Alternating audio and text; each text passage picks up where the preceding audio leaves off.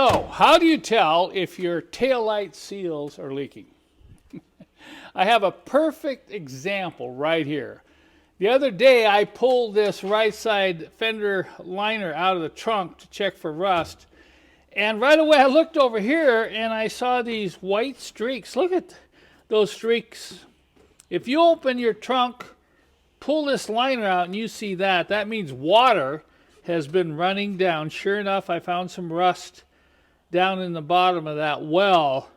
But this here, folks, is a sure sign that you have a leaking taillight seal, and that can cause severe rust under that plastic fender liner, because you're never going to see it unless you pull it out. So I'm saying to myself, okay, I got another project on this one. We have to pull that taillight assembly out. And that's not hard. But I got looking back here, wanted to make sure all the bolts were in. And whoops. Uh-oh. That frame is broken. Look at this. Now you know why the seal's leaking. Obviously, probably somebody backed into this and broke part of the frame inside. So you don't even have to have a bad seal for it to leak when that gets loose or broken like this. So we'll take this out. I'm not sure we can fix this. We may have to try to find another used taillight lens somewhere on the internet. It's pretty easy to remove these taillights on a W123. Of course, you have to pull the light bulb holder back, and then you've got 3 screws on the bottom, 3 screws on the top. Look, I started pulling these screws off, and all the tabs are broken. So you push in to get it off like that. And now if you look over here, you can see where, you know, water's been leaking through this edge. So the seal is designed to seat tight on this sharp edge all the way around. And that was not happening because look, there's only 2 tabs left. When I went to pull this out, I thought maybe if 1 or 2 tabs were broken, I could try to glue them. One of the tricks to gluing parts like this is to use fiberglass cloth and super glue to get some strength back to it. But look, I've got 4 tabs broken. This is not worth trying to save. You can still buy these reasonable on eBay. But you can kind of see right here, all along here, this seal wasn't sealing. And this is what the new seal looks like, by the way. You can see how it goes in. So to pull the old seal out, you just need to dig in and get the corner. And these come right out like this. You do not use any type of sealant or glue when you're putting the new seal in. And the new seal comes with a sharp corner. The rounded section goes in.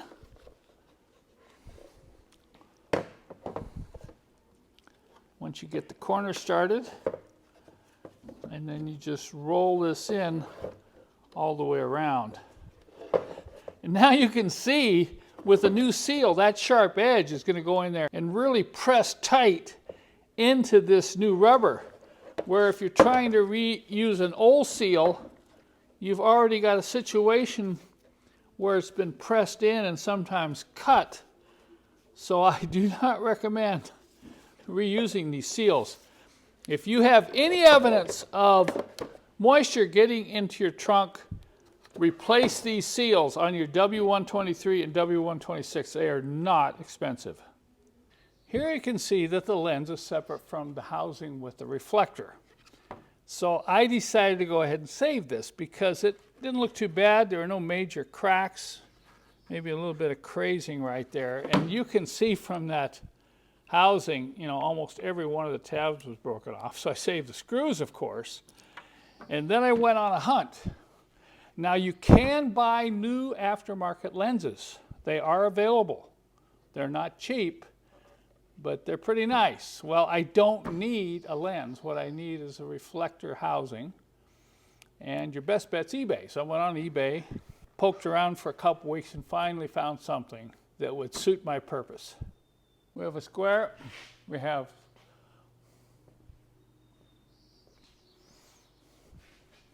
And look what I found. I was able to buy this on eBay for $35, which is a very reasonable price. And I think the reason the seller listed it as a low price, because there is this crack right here, and he showed it clearly in the description. I appreciate that. So I thought, okay, I'll buy this because I could tell from the pictures that the housing with the reflectors is in excellent condition. I thought, okay, I'll just buy this. Because there's a crack right here, I'll go ahead and use my reasonably good lens that I'd removed from this car. Well, when they came, guess what? I want you to look at this very closely. This is very typical on these diesels. Because they're putting out diesel smoke and soot out the tailpipe when they get high mileage, this will affect the coloring, particularly on the orange and the white part of the lens. And look at how nice and bright and shiny this one is, and the depth of the orange color compared to the one I removed. The more I got looking at this, I said, I'm not even going to use this. Even though there is a crack right here, when this gets mounted, who's ever going to see that? And this is in excellent condition. And of course, I haven't even opened it up to see how the bulb holder is, because a lot of times these are all corroded. So if you could find a bulb holder that's real clean, wow, look at that. No corrosion on the bulbs. And even the bulbs look good. So this was a really good buy. You know how I feel about reusing these seals. You say, well, why can't I reuse it? Well, it's still soft, it's pliable, it's not ripped. But look at the indentation. That's the point where it seals. You look at the new seal, say, there's no indentation from that sealing edge inside the body. So we're going to install a new seal, and I believe that you 123 and 126 owners, just replace the seals. If you're doing anything around the back end of the car, it's pretty easy to remove the lens, and it's easy to install these seals. You don't have to use any goop. On the 123, it's the same seal right and left. You've got a sharp corner here, and you've got to put the sharp corner right down here to start. So I get it started in that corner, and then I come around like this, and I make sure it's going to fit before I push it all the way in. Okay, see, you're going to get a little bit of stretch here when I come down this way, so as I push this in, I'll just stretch it a little bit. Push it in as far as it will go. You can see it almost flush.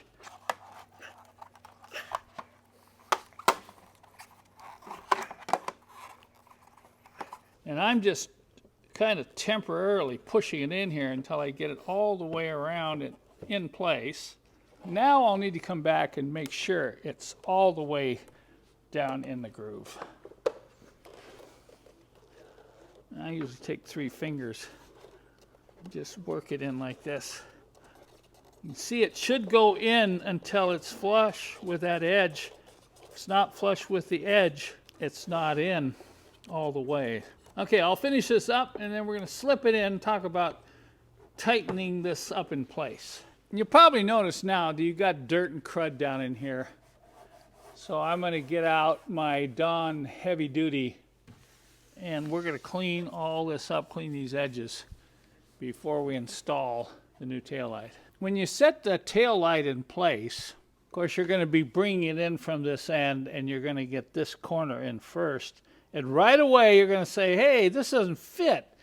The seal's too fat. Well, of course, when it's brand new, it's going to be too fat, because look at how much that's compressed over time. So there's an important tightening sequence, and this may have to occur 2 or 3 times over a 2-week period as you slowly compress that new seal. So you want to get all 6 bolts started. You got 2 here, 2 here, and these 2 corner ones are the most important. You leave these slightly loose so the tail light can move this way, and you tighten these 2 down first. You just tighten them hand tight with a nut driver, and then you can come back and tighten these other ones. Now, I've just done this, and that's as much as I want to tighten it. Do not try to over tighten it the first go around, or you can break these tabs off.